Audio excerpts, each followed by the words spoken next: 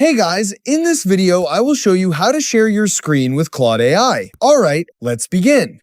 While there is currently no built-in feature for real-time live screen sharing, you have two great alternatives to share your screen content. If you are using Claude in a web browser, look for the plus icon next to the chat bar. Clicking this allows you to take a direct screenshot.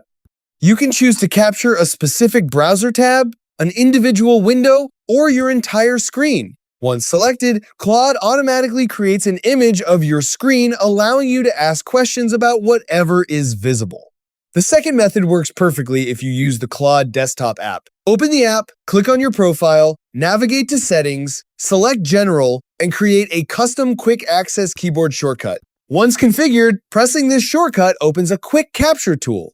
Now, you can simply click and drag your mouse across any part of your screen. The app captures that specific area instantly and drops it straight into your chat, so Claude can help you troubleshoot. So that's basically how you can share your screen with Claude AI. That's it for this video. Thanks!